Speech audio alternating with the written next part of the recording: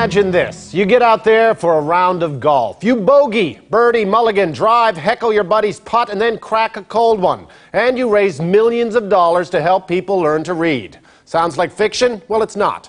Canadians like you, by taking to the links from St. John's to Victoria to Pond Inlet, have raised over $12 million to help thousands of Canadians towards a better life through reading and literacy skills. And it's all because of this man. Canadian broadcasting legend, Peter Gzowski. Good morning, I'm Peter Gzowski. This is Morningside.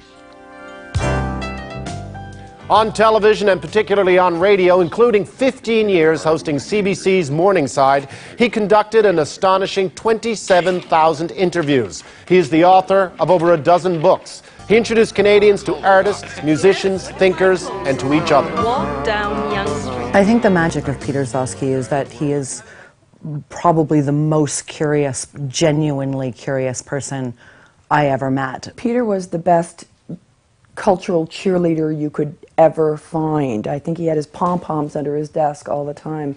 He was filled with the most profound love of this country. I think one of the most wonderful things about Peter was his tone of voice. He always spoke with such a genuine authority and thoughtfulness. Great filmmaker and raconteur Norman Jewison. Peter Gzowski loved many things, but few more than this country, books, music, and golf. He brought them all together with the Peter Gzowski Invitational Golf Tournaments for Literacy. His passion for the cause came from his meetings with people who were learning to read and write. People learning to read and write are extraordinarily passionate, and they're determined to do it. So I think that was what caused his commitment to grow. Pick a topic you want to look at. The first PGI was held in 1986 at the Briars Golf Course near his cottage in Jackson Point, Ontario. It was so successful, Peter realized that they could be held in other places too. We were starting to get phone calls from across the country.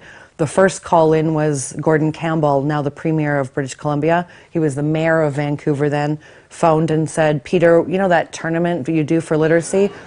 Could you bring it to British Columbia? Second phone call, then brand new Premier of New Brunswick, Frank McKenna. Can you bring that little thing you do to New Brunswick? And it was just an explosion. There is now at least one held in every province and every territory every year since. The PGI is no ordinary round of golf. Peter never lost sight of what this day in the greens was all about: reading, writing, friends, and lots of laughs. Every tournament has music and celebrates the written word with the help of a poet laureate.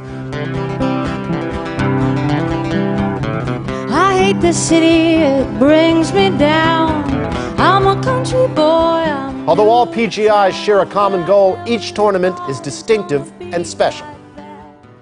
The ones that are done in New Brunswick, it's French and it's English, and we have Acadian artists working alongside English artists, and it's just this magical element that is quintessentially New Brunswick. The first PGI I did was on the frozen Hudson Bay.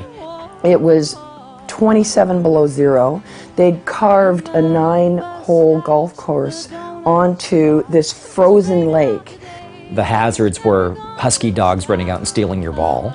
The wind would carry it for another 400 feet, and then some dog would run after it and pick the ball up and disappear over a snowdrift. Good shot. Bad shot. I hit the worst. You know what he was really doing, Peter? He thought by playing golf in the north, where the elements kind of even out the playing field, nobody would be able to pay attention to his well-documented slice. Because in the north, nobody can golf. At Jackson's Point, Ontario, the site of Peter Gzowski's summertime home, the little something extra got so big it became an event on its own. It's been 1 week since you looked at me, cocked your head to the side and said I'm angry. 5 days since For 12 years, some of this country's most beloved performers, including yours truly, took the stage at the Red Barn Theatre the night before the PGI, raising money and putting on a heck of a show.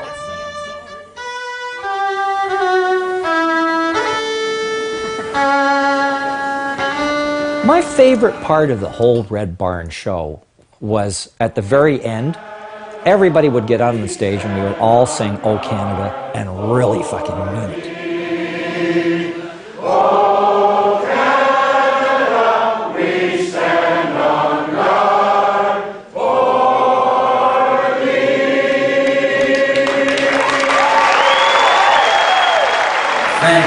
Thank you for coming. Thank you for being a part of everything. Thank you, everyone up here and out there, and we'll see you on the golf course. Good night.